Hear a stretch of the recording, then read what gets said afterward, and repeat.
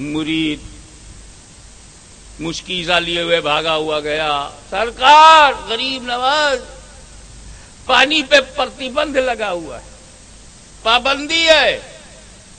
ایسا کیا وہ سپاہی بولتے ہیں کہ تم لوگوں کو پانی نہیں ملے گا۔ اچھا تو سپاہیوں کو چھوڑو، جاؤ انا ساگر کے پاس اور کہنا کہ پیالہ لے جاؤ۔ انا ساگر سے بولنا حسن سنجری نے بلایا۔ خواجہ غریب نواز کا اصلی نام یہی ہے،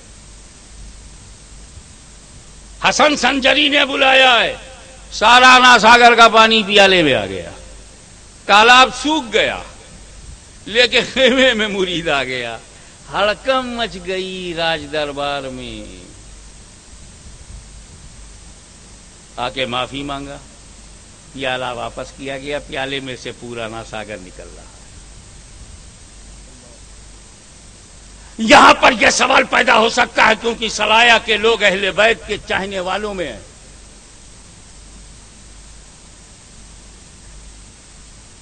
کہ جب غریب نواز پر انا ساگر کے پانی کی پابندی لگی تو غریب نواز نے اسے اپنے خیمے میں کھنچوا لیا،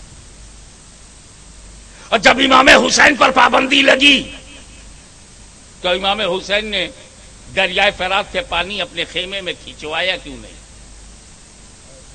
کیا بات ہے؟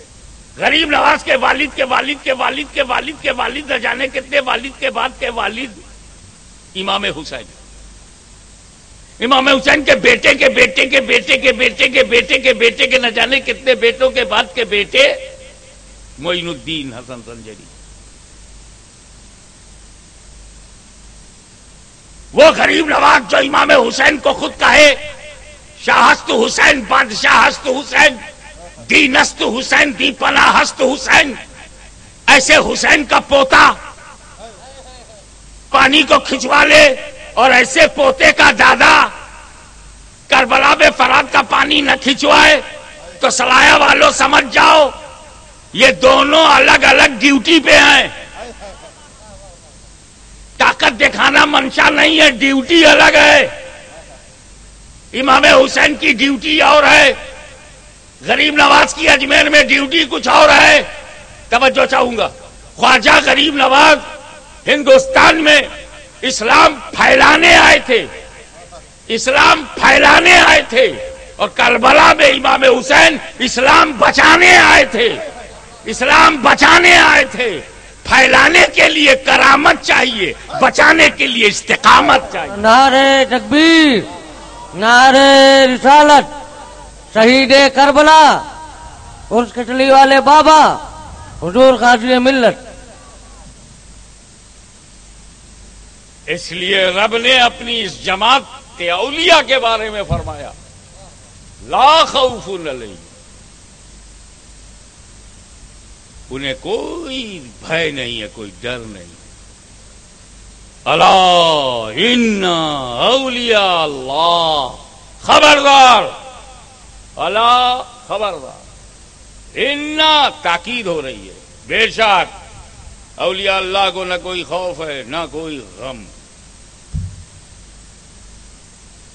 ہم رسول اللہ کے، جنت رسول اللہ کی، پھر کیا غم؟ رب میرا تو سب میرا، پھر کیا غم؟ ہر دکھ میں سکھ کی بھاونا ڈھونڈنا، کیا غم؟ ہر آئی ہوئی چیز کو رب کا تحفہ سمجھنا، کیا غم؟ اور ڈر، یہ ڈر اور غم جانتے ہو؟ ڈر کا تعلق ہمیشہ بھوش سے ہوتا ہے، اگلے زمانے کا ڈر ہوتا ہے، اور غم جو ہے وہ جو گزر گیا اس کا غم ہوتا ہے، بھوت کال کا غم ہوتا ہے، پاسٹ کا غم ہوتا ہے، فیوچر کا ڈر۔ ایک ہی بات غم ہے، وہی بات ڈر ہے۔ وہ غم کب ہے؟ بیٹا مر گیا غم ہے، وہی بیماری دوسرے بیٹے کو ہے کہ یہ بھی نہ مر جائے، ڈر ہے۔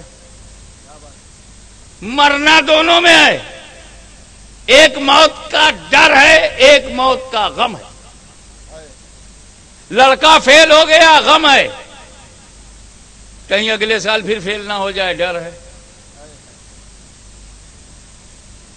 کشتی ڈوب گئی، غم ہے، اب دوسری نہیں بنایا ہے، کہیں یہ بھی ڈوب نہ جائے، ڈر ہے۔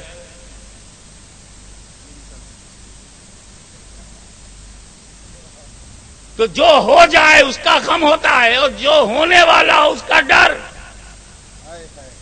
تو ماضی کا کام ہے غم دینا، اور مستقبل کا کام ہے ڈرانا۔ ایک خان صاحب تھے، ان کا نام تھا فرید خان۔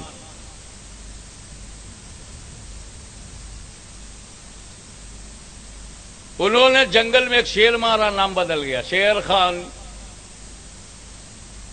کیسے مارا؟ جنگل سے گزر رہے تھے، ایک شیر آیا، شیر دہاڑا، منہ کھولا، خان صاحب کی طرف جم مار کے آیا۔ آپ کو کچھ ڈر لگا؟ نہیں نا، گزرے ہوئے واقعے کو بیان کرو، ڈر لگتا ہی نہیں۔ ابھی میں کہہ دوں کہاں جانا ہے، بولے کھمبالیا جانا ہے، یہ جو ٹرننگ ہے نا مین روڈ پر، وہاں ایک شیر بیٹھا ہوا ہے، کتنے لوگ کھمبالیا اور جام نگر جائیں گے؟ آگے کا ہے تو ڈر ہے، اور یہ میں گپ نہیں مار رہا ہوں، یہ واقعہ شیر خان ہو گئے، اور پھر وہ بادشاہ ہوئے تو شیر شاہ سوری ہو گئے۔ شیر نے منہ کھولا، دہاڑا، جمپ کیا، حملہ کیا، شیر شاہ نے اپنا ہاتھ اس کے منہ میں ڈال کر اس کی زبان پکڑ لیا، اور دو دانتوں کے بیچ میں جو گیپ ہوتا ہے اس میں ان کا ہاتھ آ گیا، چاقو نکالا، اس سے اس کا پیٹ پھاڑ دیا، مر گیا۔ جب مر گیا تو گرم گرم تھا، منہ کھولا، ہاتھ نکال لیا، تھوڑی سی چوٹ آئی، شیر خان ہو گیا۔ کچھ ڈر لگا آپ کو؟ لیکن اگر یہی کل ہونے والا ہو تو